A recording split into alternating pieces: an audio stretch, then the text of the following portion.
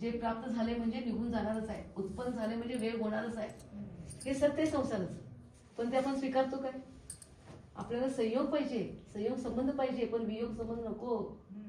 वियोग संबंध समोर आल्याबरोबर काय घडतंय अंतरंगामध्ये? एवढ्या मोठ्या उलतापालती, बाहेरचं चक्रीवादळ शांत होईल, पण आता चक्रीवादळ लवकर शांत होत नाही.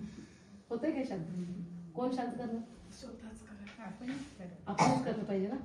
पण ते कधी करणार? कळल्यानंतर ना, आपल्या चुका कळल्यानंतर.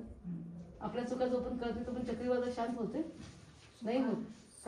चुका कळतात पण वळत नाही, पुरुषार्थ होत नाही. चुका कळून सुद्धा ते चक्रीवादळ थांबत नाही. हे बघा माताजी, चुका कळून सुद्धा चक्रीवादळ थांबत नाही, हे सत्य आहे. पण का थांबत नाही? आपण आपल्याला महत्व देत नाही, आपण आपल्याला किंमत देत नाही. आपण किती अमूल्य आहोत, आपलं भाव किती अमूल्य आहे हे समजूनच कधी घेत नाही, आणि त्यामध्ये चक्रीवादळ थांबत नाही. आपण स्वतः अलिप्त होऊन जगायचा प्रयत्न करत नाही. आपण स्वतःला सगळ्यांपेक्षा सगळ्या, हे बघा, एकच जीव तत्व आहे आणि राहिलेले 6 तत्व काय आहेत? शक्ती कुणाची मोठी आहे? जीवाची शक्ती मोठी.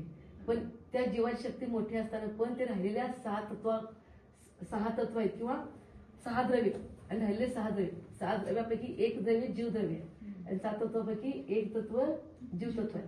त्या जीव तत्वाची शक्ती मोठी आहे, म्हणजे जीव द्रव्य शक्ती मोठी आहे. सगळे अजीव आहेत, त्यांचं काहीही संबंध नाही, कारण ते जीव नाहीच आहे हे कळून सुद्धा त्यांच्याच पाठीमागे लागलोय आपण रात्रंदिवस. लागलोय की नाही? म्हणजे आपण काय केलं माहितीये काय? आपली बुद्धी जड करून ठेवली, जडाच्या पाठीमागे लागून आपली बुद्धी जडत्व करून ठेवली.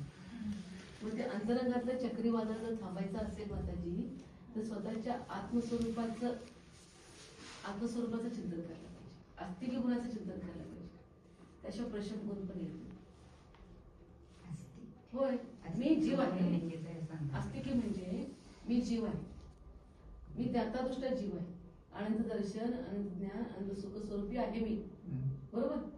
ह्याच्याशिवाय दुसरा स्वभावच माझा नाहीये. मी म्हणजे सुख आहे, मी म्हणजे शांती आहे, मी म्हणजे चिदानंद स्वरूपी आत्मा आहे, मी म्हणजे प्रसन्न आहे, मी अजरामर आहे, मी मृत्युंजय.